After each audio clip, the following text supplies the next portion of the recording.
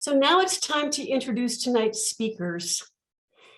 Bridget Trosin is Washington SeaGrant's Coastal Policy Specialist. She runs the Washington King Tides program and conducts outreach and research to support the Clean Vessel Act program. Bridget also works statewide in her role as a marine spatial planner. She loves everything about the water, the fresh sea air, the natural beauty, the critters, and the people who depend on it. Bridget lives with her husband, 2 small children, 7 chickens, 2 sheep, a bulldog, and 1 farm cat in Whatcom County. Dave Wilkinson is going to augment Bridget's talk tonight with some local lore and photographs. Dave is a Port Townsend-based marine weather instructor for Washington SeaGrant, the Northwest Maritime Center, Starpath School of Navigation, and the Seattle Sailing Club. Dave also serves on the joint City of Port Townsend, Jefferson County Climate Action Committee, and he volunteers for the local 2020 Climate Action Group. Dave has invited Jeff Taylor from the Jefferson MRC to assist him during his portion of the program tonight. So Bridget, welcome. Feel free to share your screen now and you can begin your talk, and we'll let you turn it over to Dave at the very end of your presentation.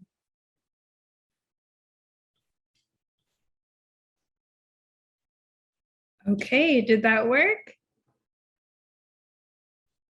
Okay. Yes, it looks great. All right, excellent. Hey everyone, and thank you for joining. Thank you for having me speak. We're going to talk about Washington King Tides. I'll just point out some pictures here. These are photos of King Tides that have been submitted. And you will see lots of pictures throughout this presentation that all have been submitted to the King Tides program. Let's see, how do I get to the next?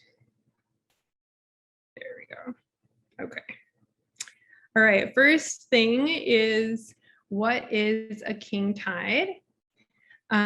So basically a king tide is just a non-scientific word to describe the highest tides of the year.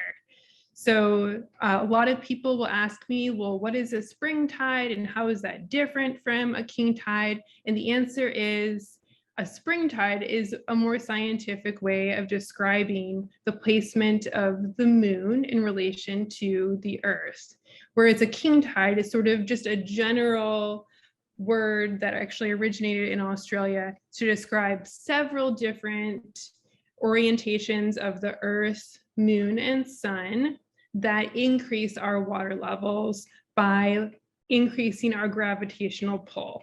So on the screen, you can see that there are a couple of different scenarios that increase that gravitational pull. I like to think of it sort of like a lasso, and the closer that we, the Earth, get to the moon, the harder that moon is pulling on our oceans, creating sort of a bulge and pulling those our water levels out, which increases our water height.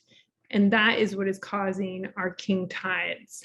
Similarly, when we are closest to the sun in our orbit around the sun, which happens right around January 2nd every year, we increase that gravitational pull just a little bit. And we call this perigee when we're a little bit closer to the sun in our orbit around the sun. And so again, that increases that gravitational pull, which increases our water level that we have.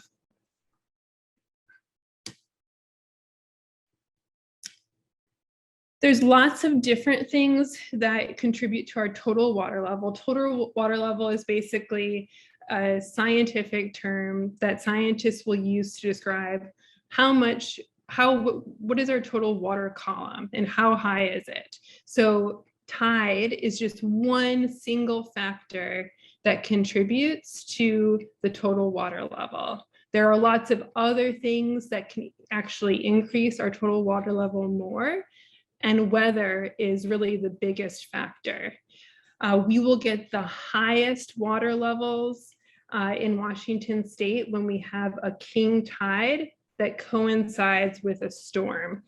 So in Washington State, this happens, at least in the time that I have been working and running the King Tides program, this will happen at least every other year, where on the dates that we have a king tide, we will also have a storm. And it's during those times that we really see these a lot more flooding from our king tides in combination with that storm. And so storms do a couple of things. We get waves from the wind, and especially when we get that onshore wind where it's pushing the water towards our shoreline, that increases our total water level near our shoreline. We also have a low pressure system, which I sort of like to think about that as bubble wrap. So if we're sort of squeezing on the bubble wrap hard, we kind of flatten out those bubbles. And when we have low pressure, we release, and those bubbles can be nice and fat. And it's taking up more vertical space, a taller water column. So when we have all of these different factors, it's like a sandwich. You can have your tide. If you have a king tide, it's taking up a little bit more space. If you have a low pressure system, it's allowing that water to take up as much space as it can. And then if you have wind that's pushing the water onshore, that's increasing that portion of the total water column. And all together, you have this sort of these layers that really determine what it is that we're experiencing on the shoreline. And so king tides are a really great way to document and visualize what high water levels look like along our shorelines. And there's king tides programs in just about every coastal state around the country. And there are even king tides programs around the world too. Like I said, the phrase king tides actually originated in Australia and has been picked up and used widely.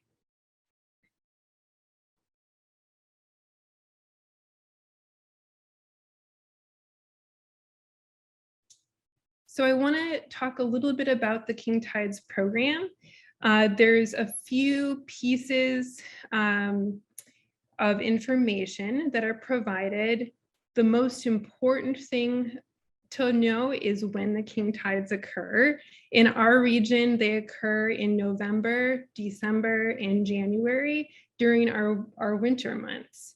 And so if we go to the Washington Sea Grant website, there's a King Tides page, and I keep that updated with a calendar of all of the King Tides. I just pulled the Dungeness and the Port Townsend locations from the calendar here, and you will notice that our next King Tides are coming up December 6th, 7th, and 8th.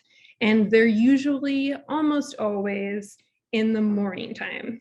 So one thing to check for the king tides, and I always have to check, is also when the sun rises, to make sure that when you are documenting a king tide with photos, that you are able to document them when there's at least a little bit of light so that your photos will show up.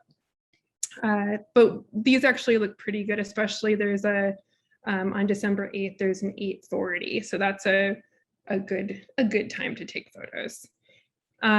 So we use the photos here. Okay, so this is the MyCoast app. MyCoast app, it's a free app. It also is a website. So if you're not a fan of using apps on your phone, you are more than welcome to use a camera and upload the photos that way via a computer. But the app is super easy, and I'm going to go through in a few minutes and show you all sort of how to create your own account on the MyCoast app and what you need to do in order to contribute and take photos for the King Tides program. As you can see here, I have a map of Washington, and then all of those little crowns for King Tides are all of the photos that have been submitted around the state.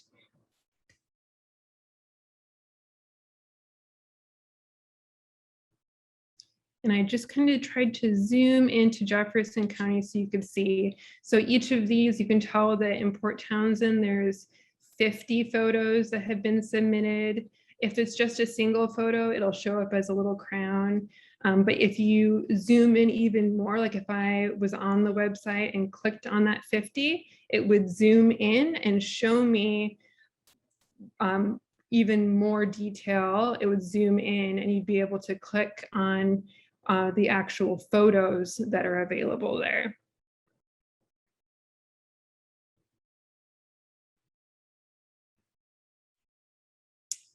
And we use the king tide photos as a way to communicate sea level rise. So the king tides photos are not only, they always say that a photo is worth 1,000 words. I think that is absolutely true when you're talking about flooded streets and infrastructure and people's homes, or it's just really important that we're able to document these visually with photos. Another way that they're used is by measuring and better understanding how waves affect our shorelines, particularly within Puget Sound, where we actually do not have as much data.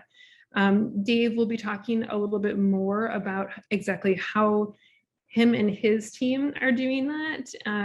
And with my colleague, Ian Miller, are able to actually take measurements using the king tides photos. So these photos are not just simply to take photos and submit them on a website and look at all of our, cool photos that we can share, which is great. Like that in and of itself is amazing.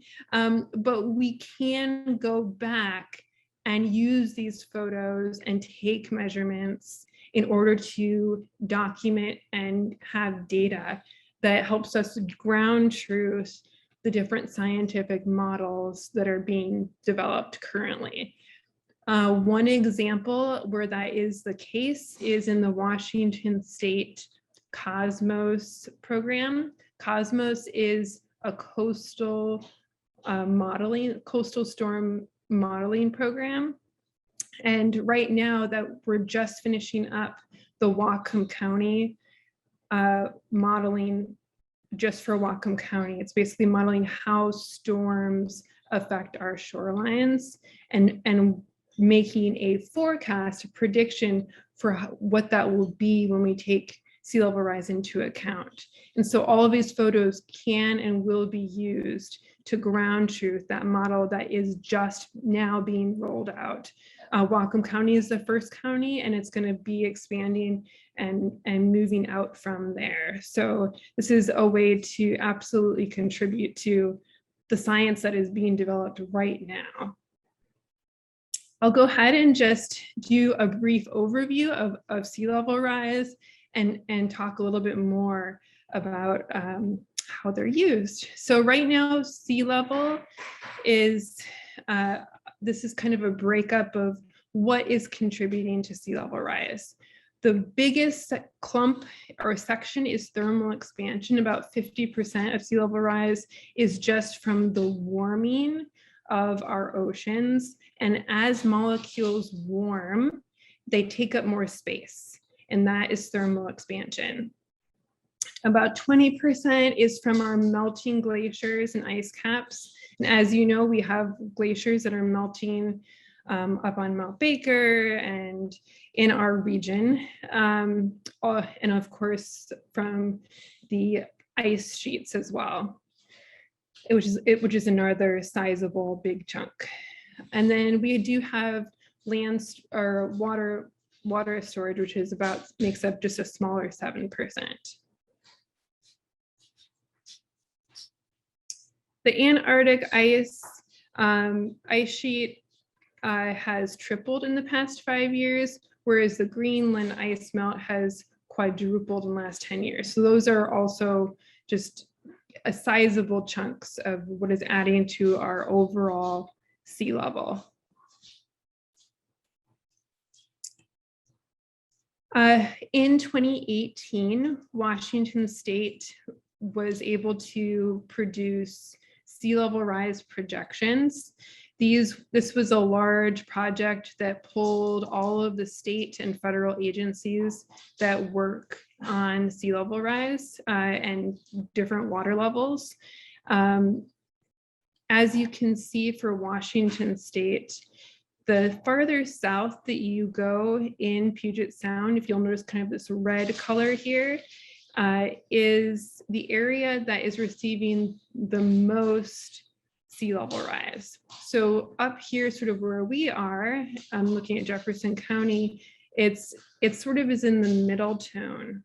There's a little chunk here that's more orange, so a little bit more sea level rise. The further north you go, for example, over on the Olympic Peninsula up by Forks and Neah Bay area, you can tell that's like a bluish color. And that is largely because of the uplift from the plates. So as we have the plates colliding together, there is an uplift, and that's pushing, actually outpacing sea level rise up in sort of the North Olympic Peninsula, Neah Bay area. Whereas other areas of Washington State, the land that we are on is subsiding or sinking. And so as that is occurring, sea levels are rising. So areas like Seattle, for example, the land that everything is built on is actually sinking ever so slightly. And of course, the water is rising ever so slightly. But that does when cumulatively, it does create an impact. And it's something that is able to be measured over time currently. So back to looking at the more detailed portion of that report that came out in 2018, the really cool and really the most useful part of that is that it is very, very localized. Before this study, there had not been any sea level rise projections that looked at sea level rise in such a localized way.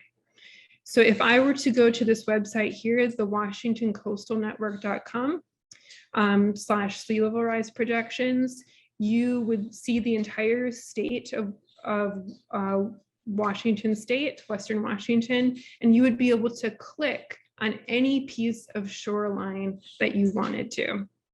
There's 160 data sets that you can click on, and it will produce localized sea level rise projections. So if we look here at Port Townsend, for example, I selected the 1%, 50%, and 99% likelihoods. So those are the likelihoods that you will receive this amount of sea level rise in a given year. And in the scientific community, if something is 50% likely, it's likely, right? Like that's a pretty good chance that you're going to receive that much water. So we can look here right now, because we have not curbed carbon emissions, we're in the high emissions scenario. However, there are other options that you can look at. So if we are able to cut emissions, we might be able to jump down to this orange projection. But right now, we're still on the high emissions scenario. So we'll look at that one. If we wanted to find out when Port Townsend would receive 2 feet of sea level rise, so here's the 2 feet mark, and you go across, and it is in the year 2060 Port Townsend will have 2 feet of sea level rise. Now, I want you to keep in mind that when we say 2 feet of sea level rise, we are not including any weather or any of those other factors that I talked about earlier. So we're not talking about wave run up. We are not talking about a low pressure system. We are just simply talking about the water column that you would have to work with. Anything else would be additional on top of that. If you add a storm on top of that 2 feet, you would be looking at more of a 5 feet scenario. It's estimated that when we get a storm, that you can increase the total water level by an additional 3 feet. And so if you have 2 feet of sea level rise and you have a storm coming through, you have to look at, well, what does 5 feet of water look like on top of the water that we're used to looking at?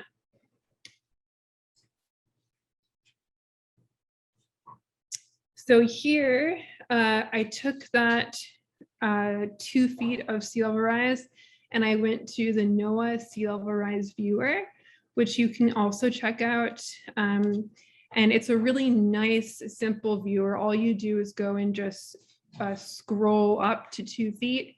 You zoom into the map to where you want to be, and it will show you exactly what areas of the shoreline will flood. So you can see kind of this light blue. This is the area where if there's 2 feet of sea level rise, the area that will flood. The green is an indicator of a low-lying area. So you can see the downtown, for example, it receives lots of flooding.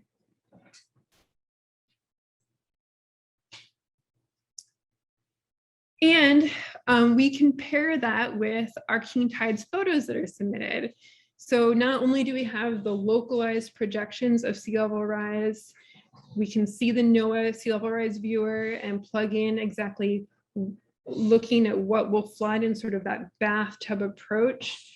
And then we can pair that with photos of king tides where we can actually visualize what our community looks like and what our shorelines look like when we do have a king tide.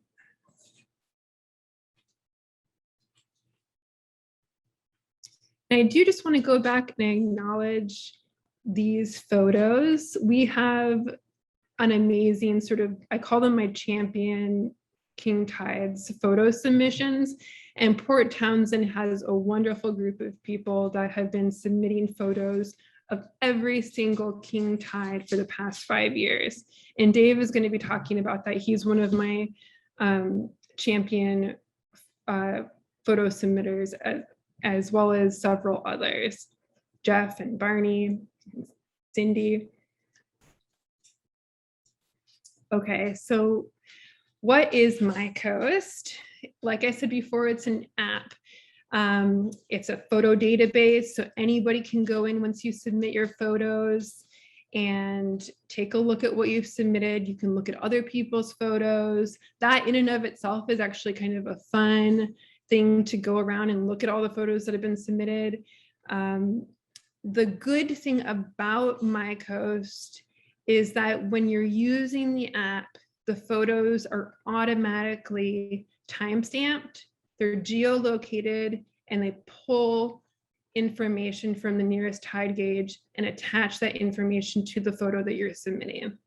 So that helps us go back and look at what was the weather, what was the pressure, the atmospheric pressure for that time and day when this photo was submitted.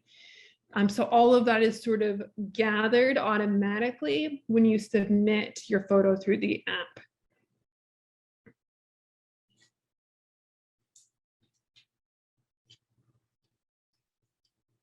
And I mentioned a little bit before about Cosmos. The photos that are submitted are used for the coastal storm modeling system that is being developed. And so just sort of putting that out there that these photos are used by the scientific community. They're also used a lot by local planners, and also for people like me, because obviously I'm using lots of photos.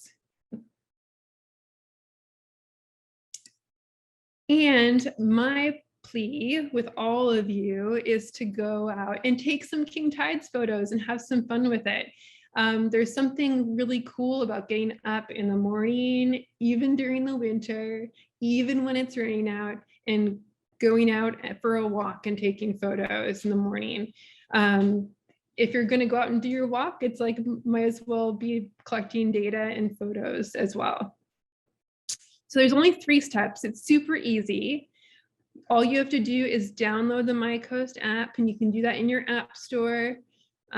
You check out the king tides calendar, make sure that you know when the king tides are, and you take photos, and that's it. It's so simple. And I'm going to go ahead and show you guys what, let me see if I can get out of this here. I'm going to go ahead and go to the MyCoast website. Let me stop.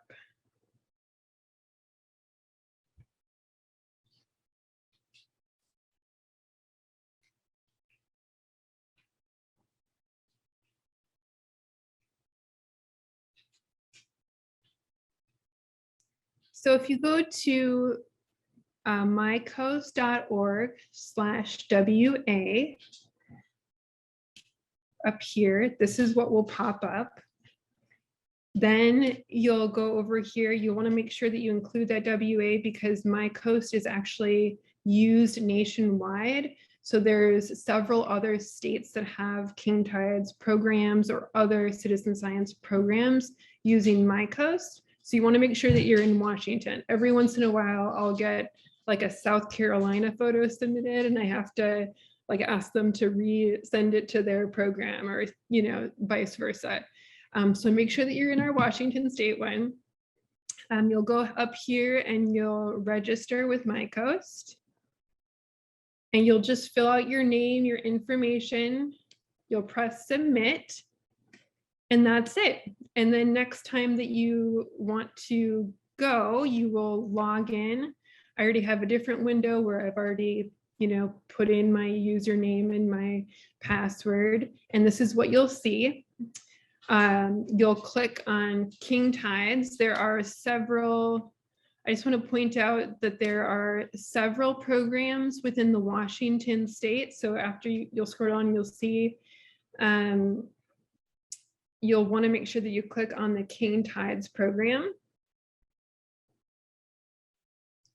And this is where you'll see all of the different photos.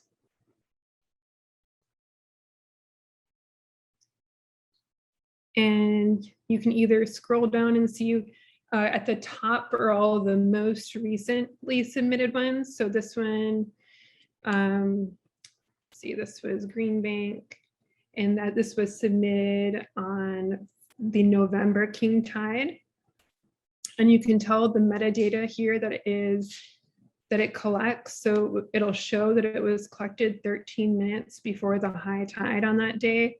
It'll show the date, it shows the time and the high tide that it's predicted. It pulls from the tide gauge, the nearest tide gauge, and it'll also tell you which local tide gauge it ends up pulling from. And it'll show the weather, and then it'll show on a map exactly where that photo was submitted or taken.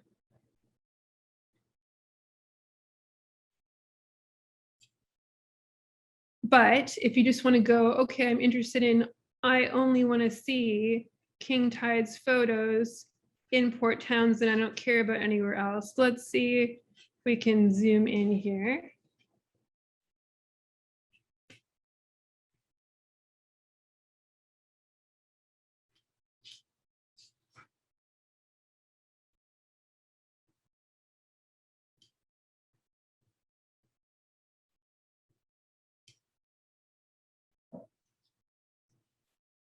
Okay, here is one from 2017 of the Maritime Center.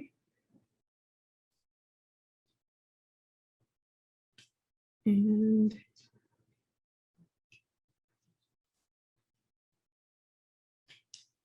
zoom out just a minute here.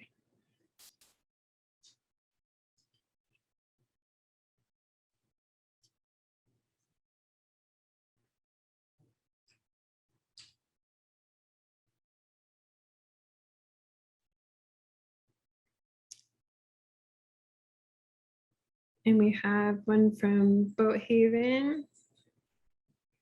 Can see how close that water line is to the parking lot. So one thing to keep in mind when you are taking your photos is you want to make sure that you're taking a photo of something that does not move with the tide. The reason for that is because when we go back and if we do want to complete measurements, we need to be able to measure against something. So if there's a giant boulder that isn't going to move with a tide or with a storm, or if there's a piece of infrastructure like a boat ramp or stairs that go down into the water, those are going to give us a really clear idea of how to measure and exactly what the water level was. I'm going to mention this here because there may be people out there that are interested. The next cool thing that I want to do with the King Tides program is to develop signs around the state for the King Tides program. They would be signs with cutouts for smartphones that would also provide some information on King Tides and how to participate using the MyCoast app. And they would be ideally right, along a shoreline, maybe on a park. And the signs would allow you to walk up and hold your smartphone up to the cutout in the sign, and we would be able to recreate the same photos over and over again by having people show up and take photos of the King Tides. Really, that entire idea is based off of the work that has been done in Port Townsend by the local 2020 group that's been taking photos that Dave's going to talk about. I would love to expand that idea out across the entire state. And the reason for that is because having sort of that place-based repeated photos is a great way to collect scientific data that can be most useful. And so if you know of any group or organization or are interested in having a conversation with your parks department about getting a sign in Port Townsend or a different park along the shoreline, reach out to me beyond, another time. And I would love to pursue that with you. I think it would be great to have, 10 different locations or more around the state where people can go up to a sign, learn about King Tides, hold up their phone, and create those repeat photos. I think that's it. I think I'm ready to hand it over to Dave here.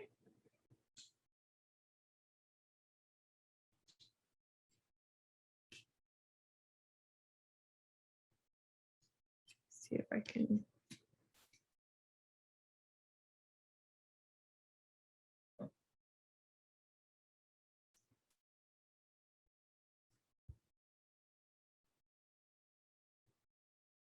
Great. Thank you. Thank you, Bridget. Dave, you're muted right now. There we go.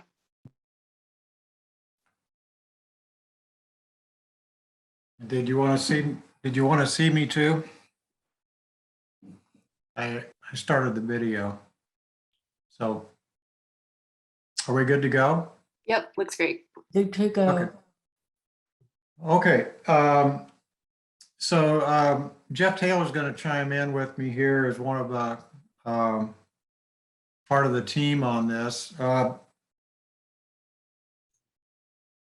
see, come on. Oh, I guess.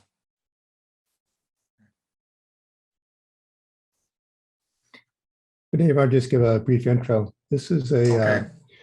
Dave and Barney Burke and I have been doing the King Tide for about 5 years, and we sort of did a little spin-off of looking more at storm surges because it can add a foot or 2 feet to the King Tide, and it seems to be when we get most of the damage around the shore. So we've been quantifying that. It's a project that we've been doing with a little bit of nudging from Ian Miller, and we're talking about maybe expanding this and moving it from local 20 to the Northwest Straits and the Jefferson County MRC for hosting the data, and maybe expanding and having a few more sites around Puget Sound.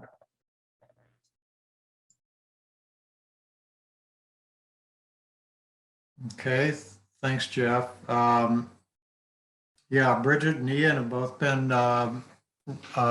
sort of the backbone of the technical support for the project.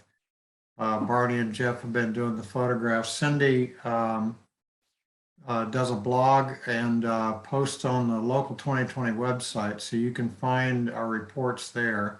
We have an augmented report, if you will, where we pull in some weather data and then we make a few comments about maybe what we thought was the most important factor. And this is really just our learning process. Show you some photos from the December 20th, 2018 event. This one put enough water in the streets. Here it's already draining away by the time of high tide, but it closed the ferry dock, so we lost highway access, I guess, for a while during this due to high water. Bridget referred to this, and this is what we've found now too, that that gravitational pattern of the sun and the earth and the moon, that winds up being the predicted tide. Then the storm surge, we both watched weather patterns and now get a quantitative forecast of that. So that's weather related, so it can be forecast. And then the actual wind that's on the water, both the direction and speed, and then the distance over water is key. So that really limits the directions that our waterfront is vulnerable. And then the wind's got to blow for long enough to create a wave set to cause run up. Jeff, did you want to talk something about the variability and the bottom shape too?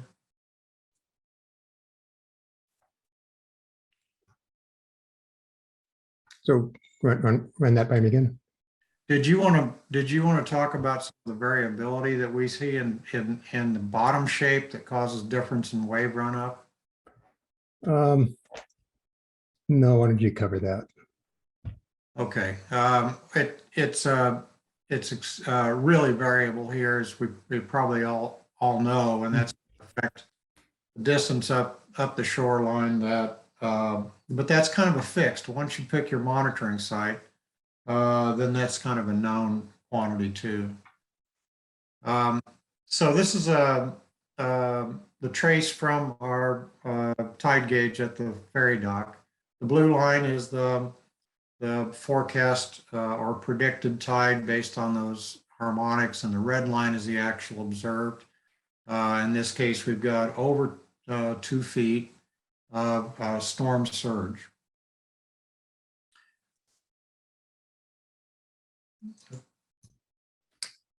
I think one thing significant about this is that even though king tides are on a specific date for the whole week and a half, about a week on either side, it's only going to be half a foot difference. So if you're worried about damage, when you can actually have a much higher tide if you have a low pressure and then you have the wave run up. So if you live on the shore, you're vulnerable for weeks around each king tide. Yeah, good point. This is the gauge itself at the ferry dock. It's not too much to see here really, other than just imagine that this is recording a static water level in a vertical tube. I don't know if that's actually, I can't tell by looking at the equipment if that's true, but that's how it's been described to me and how I envision it. the important thing about that is it excludes wave energy. So this is just surge and the predicted tide level. So one of the things we watch when we're picking an event to document, like Jeff says, we may have several days to pick from. So we're looking for a coincidence of a storm and a high tide event. And so we'll generally look at a weather map like that. And then this NOAA site will actually give us a quantitative and a timing for the storm surge. If I can come over here, the gold line down here is the actual quantity of the surge. So here it's a little bit over 2 feet. Now the maximum surge is occurring on this falling tide here. The blue line is the predicted tide. And then the sum of the surge plus the blue line is the, well, actually it's the black line over here. And as that tide is actually observed for its total height, they turn it to red. So this is the observed, and then right at this point, it becomes a forecast. So this is the time of actual observation on this site. You can see that we still had 2 feet of surge here added on to the predicted tide for a little over 10 feet of total height. Now this, by the way, is October 25th of this year.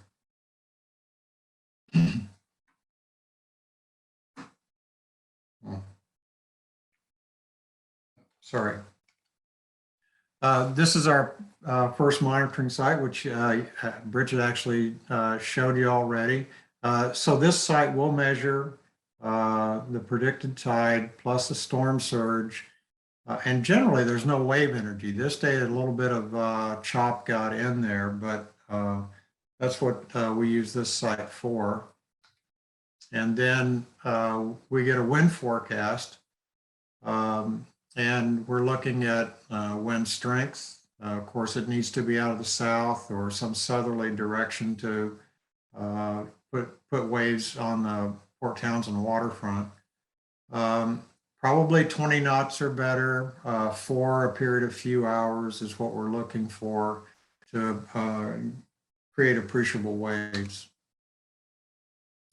Our second or one of our 3 monitoring sites is the dock at the Maritime Center, and we can go back out there and look back at the building and see what kind of impact it's getting and get a good idea of what the wave height is, at least as it approaches the beach there. And then the third monitoring site is the Salmon Club boat ramp looking back out past the building and toward the dock. Now, our monitoring site, our normal photo point site was selected to be, you can go down there and see there's a steel drain cover. We stand right on that and then shoot out towards the water. So I'm thinking of Bridget's new project and where would we locate that iPhone cutout? It would not be here because it would be overwhelmed. So it's going to have to back up some, maybe up towards the sidewalk. Dave, I need to give you a time check. You have about 1.5 minutes remaining. Okay, thank you. We wanted to quantify this. So Ian helped us with a topographic map. Then we were able to locate places we could see on both the map and the photo point and get an estimate of the total height of the water. So now we have wave energy, storm surge, and predicted tide. This is just another angle of doing the same thing. You come up with a similar number. And then last photo is we've added a 4th photo point, and that moves left or right in this picture, depending on the water line. But the key is that we shoot at about what we estimate to be the total wetted surface or the debris line and look along the coast. And then that helps us come up with a little better estimate of the height. That's our standard procedure now. And that's the last photo. Thank you so much to all three of you for some great information. We appreciate it.